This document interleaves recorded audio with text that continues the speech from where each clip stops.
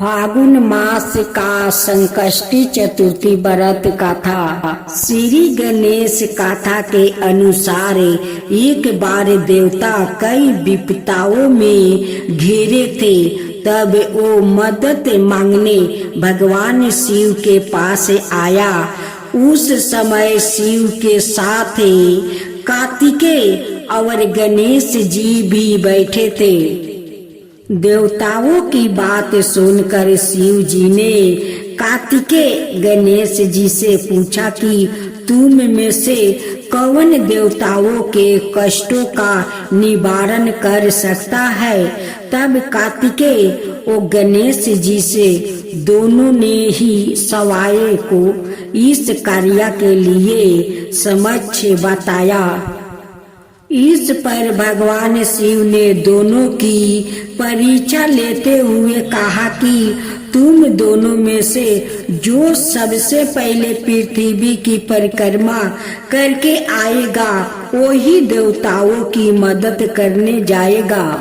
भगवान शिव के मुख से यह वचन सुनते ही कार्तिकेय अपने वाहन मोर पर बैठकर पृथ्वी की परिक्रमा के लिए निकल गए। परंतु गणेश जी सोच में पड़ गया कि वो चूहे के ऊपर चढ़कर सारी पृथ्वी के परिक्रमा करेंगे तो इस कार्य में उन्हें बहुत समय लग जाएगा। तभी उन्हें एक उपाय सूझा।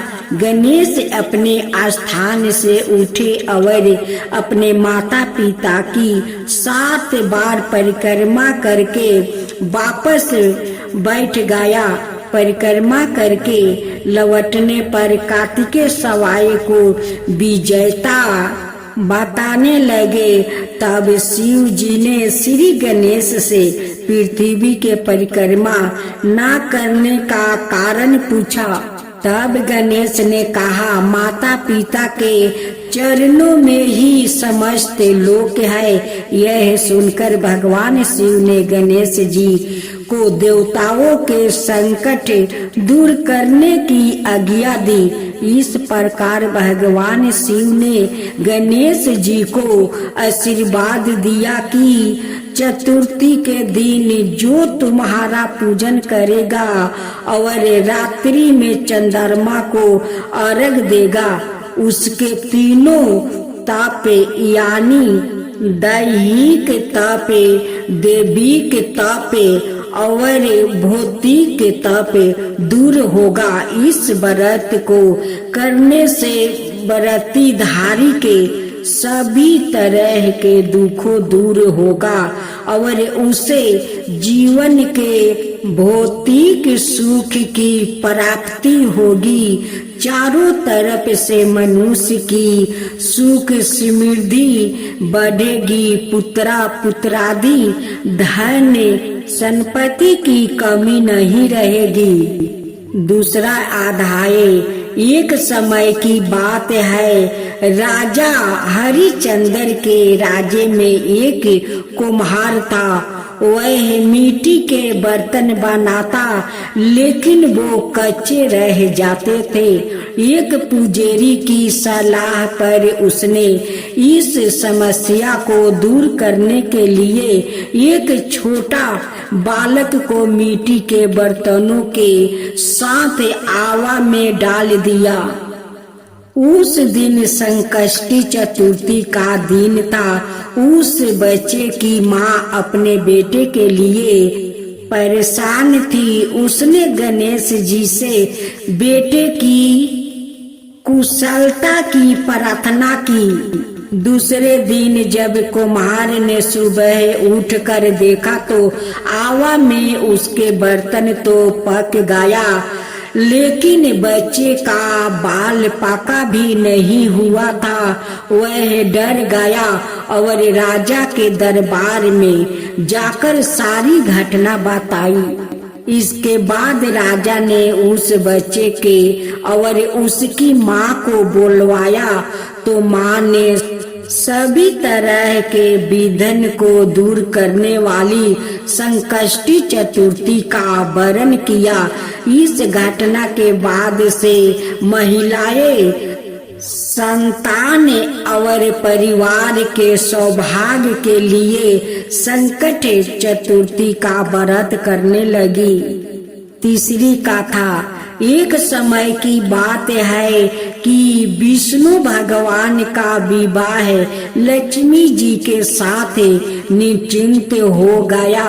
विवाह की तैयारी होने लगी। सभी देवताओं को निमंत्रण भेजा गया, परंतु गणेश जी को निमंत्रण नहीं दिया। कारण जो भी रहा हो, अब भगवान विष्णु की बारात जाने का समय आ गया। सभी देवता अपनी पत्नियों के साथ विवाह समारोह में आया। उन सबने देखा कि गणेश जी कहीं दिखाई नहीं दे रहे हैं। तब वो आपस में चर्चा करने लगे कि क्या गणेश जी को नहीं न्योता गाया, सवाए गणेश जी ही नहीं आए हैं। सभी को इस बारात पर आश्चर्य होने लगा। तभी सबने विचार किया कि विष्णु भगवान से ही इसका कारण पूछा जाए। विष्णु भगवान से पूछने पर उन्होंने कहा कि हमने गणेश जी के पिता भोलेनाथ महादेव को न्योता भेजा है। यदि गणेश जी अपने पिता के साथ आना चाहते तो आ सकते हैं। अलग से न्योता देने की कोई आवश्यकता भी नहीं थी। दूसरी बात यह है कि उनको सावा मन मूंग, सावा मन चावल, सावा मन की घी और सावा मन लड्डू का भोजन दिन भर में चाहिए।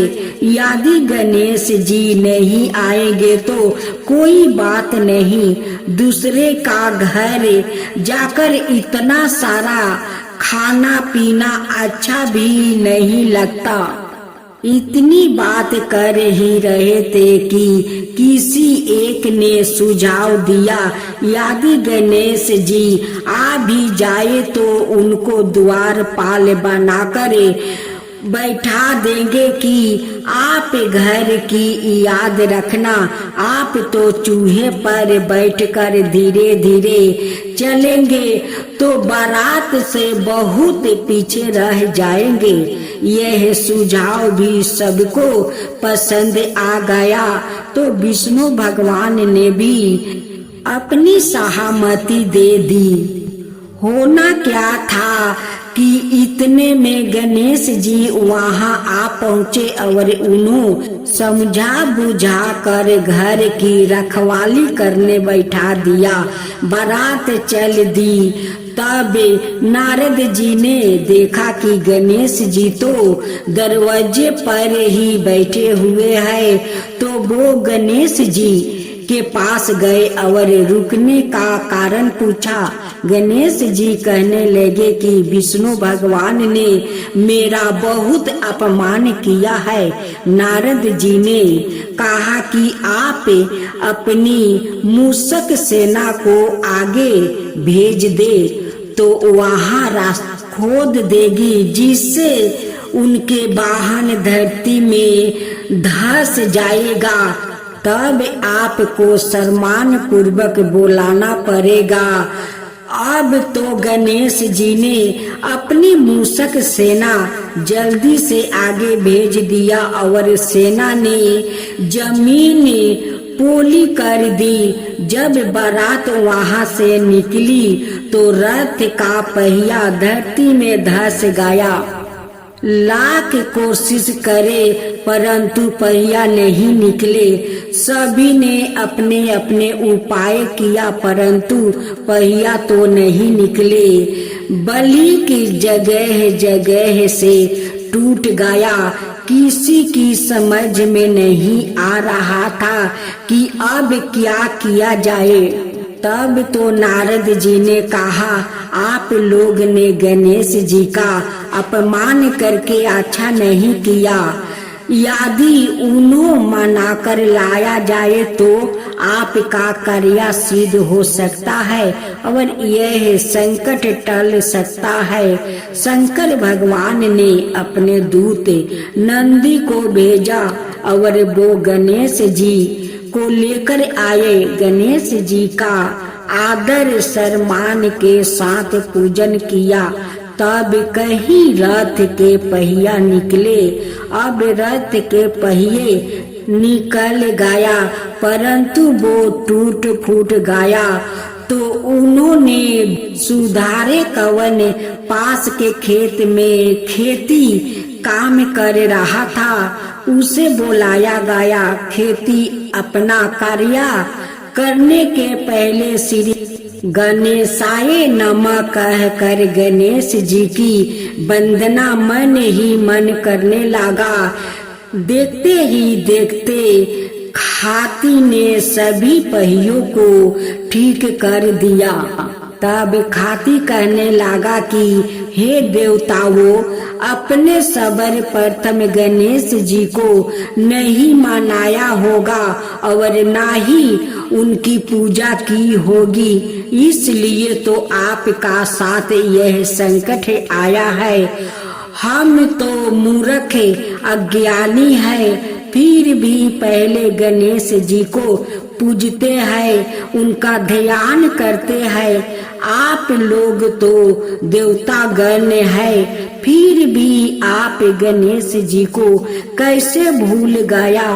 अब आप लोग भगवान श्री गणेश जी की जय बोल कर जय, तो आपके सब काम बन जाएगा और कोई संकट भी नहीं आएगा। ऐसा कहते हुए बारात वहाँ से चल दिया और विष्णु भगवान का लक्ष्मी जी के साथ विवाह संपन्न करवा के सभी कुशल मंगल लौट आए।